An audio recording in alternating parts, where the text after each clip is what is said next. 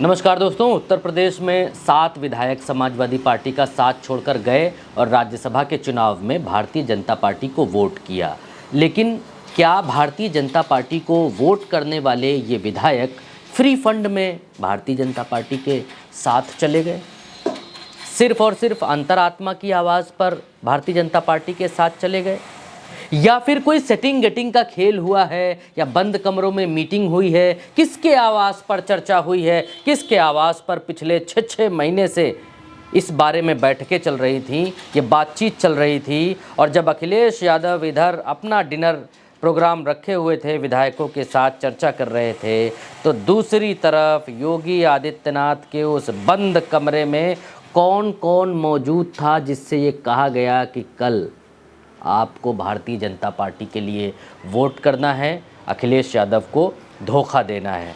आज हम इस पर बात करेंगे, क्योंकि ये सूचनाएं हम तक हैं तो आप तक भी पहुंचानी ज़रूरी हैं, और आपको जानना भी चाहिए कि राजनीति में जिन नेताओं को आप वोट देते हैं, विधायक बनाते हैं, एमएलसी बनाते हैं, एमएलए बनाते हैं, सांसद बनाते हैं, आपका वोट लेने के बाद वो क्या क्या खेल करते हैं। तो आज के इस वीडियो में दोस्तों 7 विधायकों की setting getting Bharatiya Janata party के साथ कैसे हुई वो बताऊंगा, और आप पूरा वीडियो देखिएगा। इस वीडियो को स्किप बिल्कुल भी मत कीजिएगा, और अगर अभी आपके पास समय नहीं है तो आपसे गुजारिश है कि इस वीडियो को अभी कतई मत देखिएगा, क्योंकि वीडियो थोड़ा सा लंबा होने वाला है। तो दोस्तों शुरुआत करेंगे स्टार विधायक मनोज पांडे से। और मनोज पांडे समाजवादी पार्टी के अध्यक्ष अखिलेश यादव के आंख के तारे थे, दुलारे थे। अखिलेश यादव यहाँ तक कहते हैं कि वो बीजेपी आरएसएस में क्या क्या होता था, ये सब बातें आके अखिलेश यादव को बताते थे कि भैया अब बीजेपी ये करने वाली है, आरएसएस ये लाने वाली है। अखिलेश यादव खुद कहते हैं। लेकिन मनोज पांडे की सेटिंग हुई कैसे? क्या मनोज पांडे की सेटिंग गेटिंग के बारे में अखिलेश यादव को मालूम था कि मेल मुलाकातें चल रही हैं, और किससे चल रही हैं? ये भी आपको जानना चाहिए। तो दोस्तों मनोज पांडे ने तो वोट किया है भारतीय जनता पार्टी को, इस्तीफा भी सचेतक के पद से दे दिया, वो भी आपको मालूम है। लेकिन क्या उनका दिल एक ही दिन में पिघल गया, भारतीय जनता पार्टी के लिए मचल गया? तो ऐसा बिल्कुल नहीं है। वो बीते 6 महीने से लगातार, पिछले 6 महीने से किसके संपर्क में थे? उत्तर प्रदेश के डिप्टी सीएम ब्रजेश पाठक के संपर्क में पिछले 6 महीने से थे। दोनों के बीच में पिछले 6 महीने में तकरीबन 5 मुलाकातें हुई हैं, और फ़ोन पर लगातार बातचीत होती रही है, क्योंकि मनोज पांडे अब सिर्फ विधायक बनकर नहीं रहना चाहते थे। मनोज पांडे को चाहिए था अब सांसदी का चस्का। मनोज पांडे अब सांसद बनना चाहते थे, बड़े होना चाहते थे, विधायक होना चाहते थे, दिल्ली पहुंचना चाहते थे, और इसीलिए कुछ बड़ा करना चाहते थे। इसीलिए उत्तर प्रदेश के जो परिवहन मंत्री हैं दयाशंकर सिंह, उनकी जो है सीएम योगी आदित्यनाथ के साथ उन्होंने मुलाकात कराई, और माना जा रहा है कि उनको अभी तो हालांकि टिकट मिला नहीं है, लेकिन कहा जा रहा है कि उनको लोकसभा चुनाव लड़ाया जाएगा, और वो भी कहाँ से? रायबरेली से। क्योंकि ऊंचाहार से विधायक रहे हैं, तो रायबरेली से इनको भारतीय जनता पार्टी चुनाव लड़ाने का आश्वासन भारतीय जनता पार्टी ने दिया है, ऐसा कहा जा रहा है। और वोट के बदले इनको क्या मिला है? आश्वासन। और अगर टिकट नहीं मिलता है तो फिर ये कहा जा रहा है कि इनको यूपी सरकार में मंत्री बनाया जा सकता है। लेकिन इसमें पेच है, क्योंकि दिनेश प्रताप सिंह जो हैं वो रायबरेली से आते हैं, और वो योगी सरकार में मंत्री हैं। ऐसे में रायबरेली में बीजेपी 2 मंत्री बनाएगी। अब ऐसा तो बहुत कम लगता है, क्योंकि बहुत दिन से वेट करा रहे हैं ये लोग, पीले गमछे वाले हमारे भाई साहब जी को, और ये लोग वेट भी करा रहे हैं भारतीय जनता पार्टी वाले, आरएलडी वाले, जैन सिंह को भी, जैन चौधरी को, उनको भी कुछ बना नहीं रहे, बुला नहीं रहे, बता नहीं रहे आगे। बड़ा चिंतित हैं वो आजकल की, बताया नहीं अभी तक। और हमने ये भी कह दिया, नवरत्न जो क्या बोलते हैं भारत रत्न मिला, उसके चक्कर में हमने जल्दी में, अब पछता रहे हैं, सुनने में ये भी बातें आ रही। तो दिनेश प्रताप सिंह जो हैं रायबरेली वाले, वो खुद लोकसभा चुनाव लड़ना चाहते हैं। तो ऐसे में मनोज पांडे की गोटी कहाँ सेट हो पाएगी, कहाँ नहीं हो पाएगी, और कहीं हाथ खाली जो है हाथ मलते ना रह जाए, ये भी देखने वाला होगा। आने वाला वक्त बताएगा कि मनोज पांडे को भारतीय जनता पार्टी से मिला क्या, लेकिन मिलवाया किन्होंने, ये तो आपको जानकारी हो ही गई है।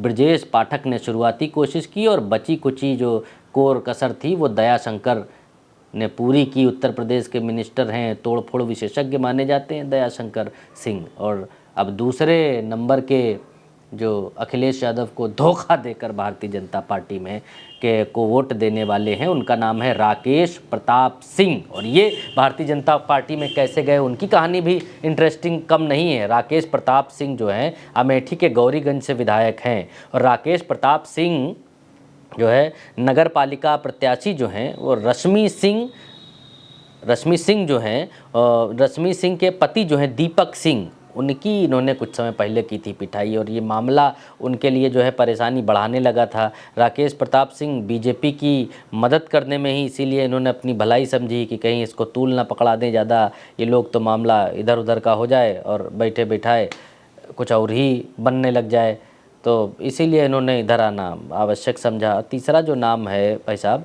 वो है बाहुबली विधायक अभय सिंह ना भी जाते भारतीय जनता पार्टी के साथ तो भारतीय जनता पार्टी क्या ही कर लेती।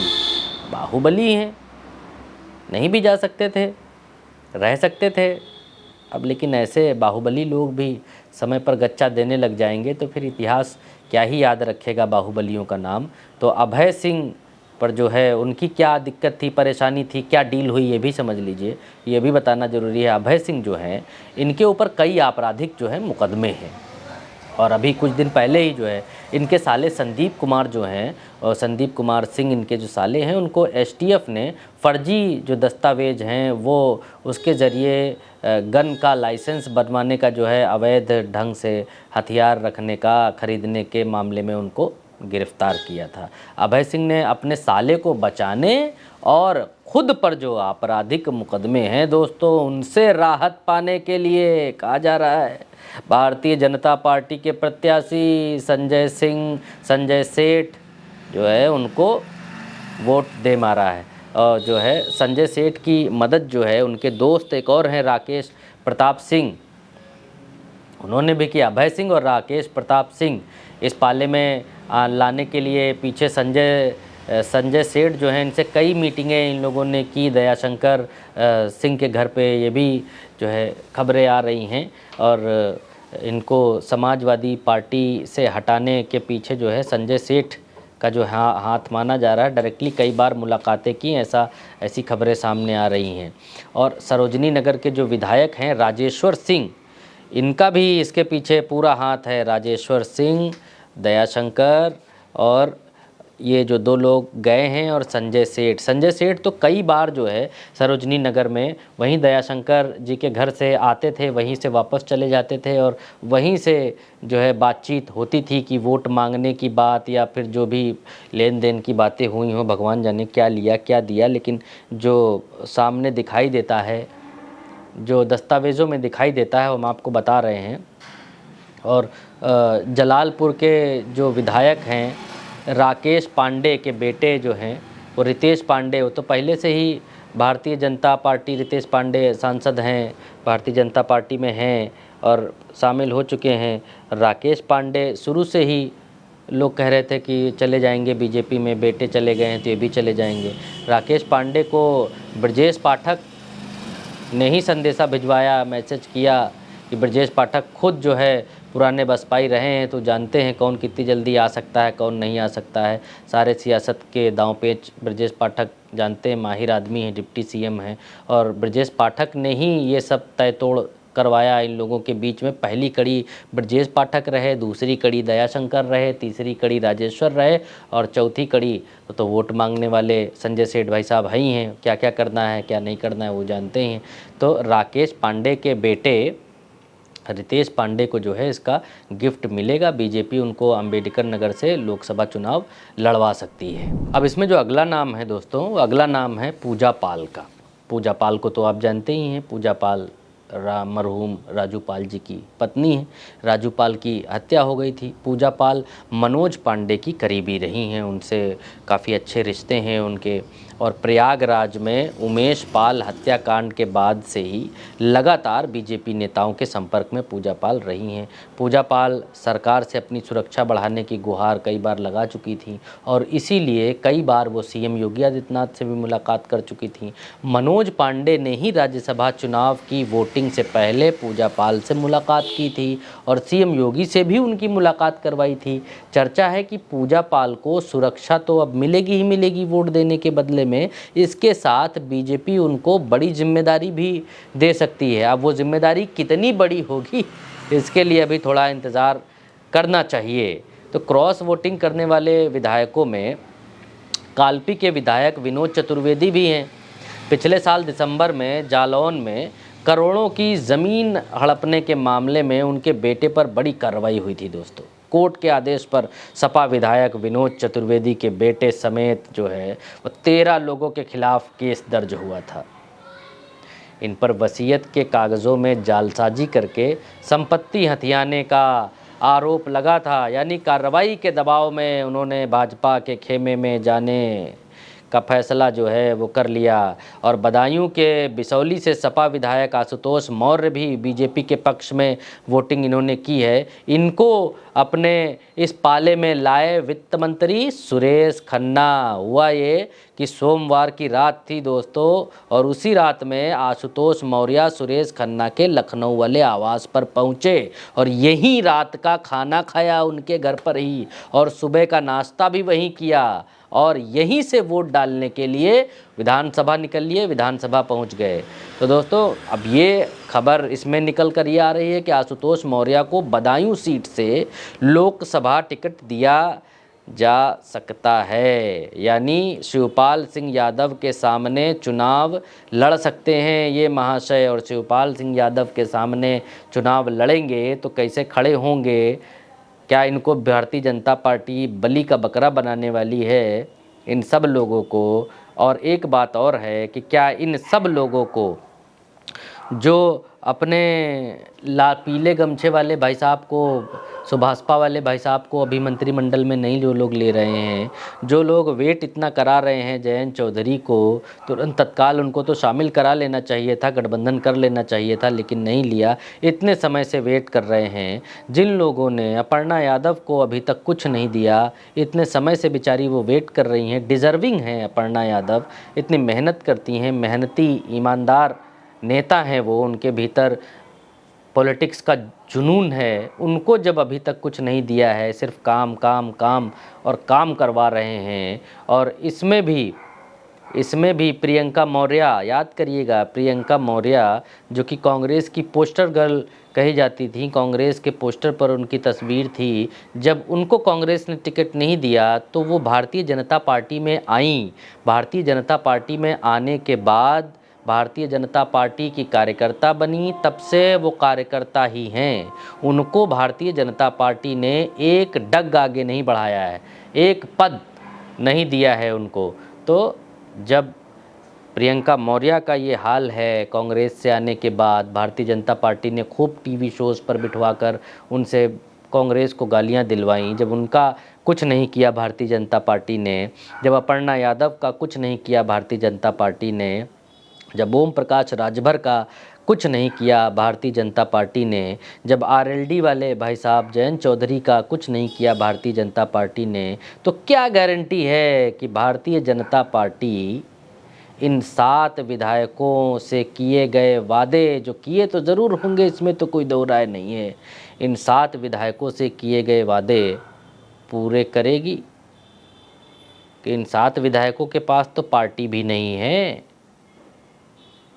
भाई। जयंत चौधरी के पास तो अपनी पार्टी है, उनसे गठबंधन में इतना समय ले रहे हैं। कभी कहते हैं राज्यसभा चुनाव आ जाएं, अभी खबर यह आ रही है कि एमएलसी के चुनाव होने वाले हैं, वो चुनाव हो जाएं, फ्री होंगे तब गठबंधन करेंगे आपसे, तब देखेंगे। मोदी जी मुलाकात का समय तक नहीं दे रहे हैं। जयंत चौधरी चाहते हैं कम से कम एक फ़ोटो तो खिंच जाए नरेंद्र मोदी के बगल में खड़े होके, थोड़ा भौकाल बढ़ जाए। जो किसान नाराज़ हैं पश्चिमी उत्तर प्रदेश में, उनसे तो थोड़ा कुछ हो जाए कि भाई जयंत चौधरी का पौवा बढ़ रहा है, भौकाल बढ़ रहा है, वो भी नहीं हो पा रहा है। ओम प्रकाश राजभर को ले लीजिए, पार्टी है उनकी, पार्टी 6 विधायक हैं उनके पास। ये जो 7 गए हैं, 7 जैसों को चराते हैं ओम प्रकाश राजभर, फिर भी भारतीय जनता पार्टी उनको चरा रही है उल्टा। वो बेचारे कहते हैं कि आचार संहिता नहीं लागू होगी जब तक हमको मंत्री नहीं बनाएंगे, बिना हमारे मंत्री बने आचार संहिता लागू नहीं होने दूंगा, क्या क्या कहते हैं। लेकिन क्या भारतीय जनता पार्टी उनको मंत्री बना रही है? अभी तक नहीं बना रही है। याद रखिए 6 विधायक हैं ओम प्रकाश राजभर के पास। इन 7 जैसों को चराते हैं। अपर्णा यादव खानदान की बहू हैं, छोटा मोटा फोर्स नहीं है उनके पीछे, अपर्णा यादव के पीछे। फिर भी अपर्णा यादव को कुछ नहीं दिया है। प्रियंका मौर्य, ऐसे कितने लोग हैं दोस्तों जिनको हम गिनाने लग जाएं तो ये वीडियो आधी रात तक चलेगा। अभी हरदोई वाले भाई साहब को ही उठा लीजिए, हाँ वही विस्की में विष्णु बसें ठर्रे में हनुमान जो पढ़े थे संसद में, उनका उठा लीजिए। क्या हाल हुआ है उनका। समाजवादी पार्टी में रहते थे, बड़ा बोलते थे, ऐसा है वैसा है, ये कर दो, गायब हैं बिल्कुल एकदम। जैसे लगता है कि जो है अब पृथ्वी लोक पर है ही नहीं, उनका निवास ही नहीं है यहाँ, उन्होंने घर कहीं और बना लिया है। तो आप देखिए कि भारतीय जनता पार्टी के साथ साँठ-गाँठ कर लेना तो आसान है। भारतीय जनता पार्टी अपने मतलब के लिए तो बड़ी जल्दी इस्तेमाल कर लेती है तुरंत, लेकिन भारतीय जनता पार्टी का सिंगल पॉइंट एजेंडा है, पहले इस्तेमाल करो और फिर ठोको बजाओ 2-4 साल तक, चेक करो, फिर विश्वास करो कि हमारे काम का आदमी है कि नहीं है। पहले कार्यकर्ता बनाओ, काम कराओ, पीछे पीछे दौड़ाओ, जी हुजूरी कराओ, लप्पू चप्पू करवाओ, फिर उसके बाद भारतीय जनता पार्टी कुछ देती है। अब इन लोगों को क्या मिलेगा ये तो भगवान जाने। और जो मिलेगा भी, अगर मिलेगा भी मनोज पांडे को टिकट रायबरेली से, तो प्रियंका गांधी के सामने बलि का बकरा बनाया जाएगा क्या इनको? या फिर और भी जो लोग हैं जिनका जिक्र किया, शिवपाल यादव के सामने अगर खड़े भी करेंगे इनको तो बलि का बकरा बनाकर खड़ा करेंगे क्या शहीद होने के लिए? तो भारतीय जनता पार्टी ये जानती है कि उत्तर प्रदेश में इस बार 2024 का जो चुनाव है ये 2019 के चुनाव की तरीके का नहीं होने वाला है, उस तरीके की प्रचंड लहर है भी नहीं। तो कुछ ना कुछ भारतीय जनता पार्टी को लॉस में तो रहेगी। अब उस लॉस में बलि का बकरा किनको बनाया जाए वो भी देखना आवश्यक है, और बनाया जाए कि ना बनाया जाए इसके लिए भारतीय जनता पार्टी समय लेती है, टाइम लेती है, देखती है कि बकरा बनने भी लायक वाला आदमी है कि नहीं है।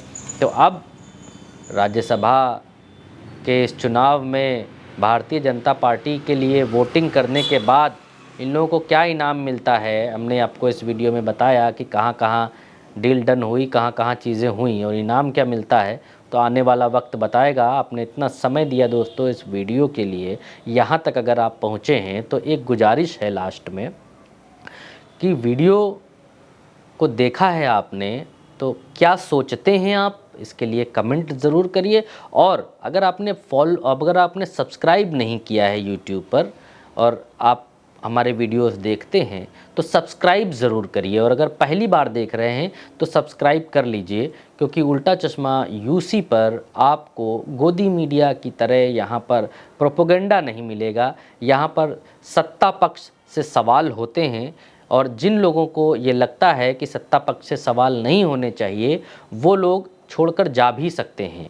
उनको हमारे साथ बने रहने के लिए कोई ज़रूरत भी नहीं है कि अगर सत्ता पक्ष से सवाल करना बुरा लगता है, क्योंकि पत्रकारिता की पढ़ाई में हम पत्रकारों को यही पढ़ाया गया है कि मीडिया विपक्ष की आवाज़ होता है, जनता की आवाज़ होता है, पीड़ितों की आवाज़ होता है, वंचितों की आवाज़ होता है, जो भी कमज़ोर होता है उसकी आवाज़ होता है। सत्ता का भोंपू नहीं बनता कभी भी, सत्ता की बीन पर नाचता नहीं है कभी भी। अगर सत्ता अपना कोई प्रचार कराना चाहती है तो उसको ऐड देना पड़ेगा, उसको विज्ञापन देना होगा। यही पत्रकारिता की पढ़ाई में पढ़ाया जाता है। दोस्तों इस वीडियो में इतना ही। नमस्कार, इजाज़त दीजिए। आप ये वीडियो भरत यादव के साथ यानी मेरे साथ देख रहे थे। नमस्ते।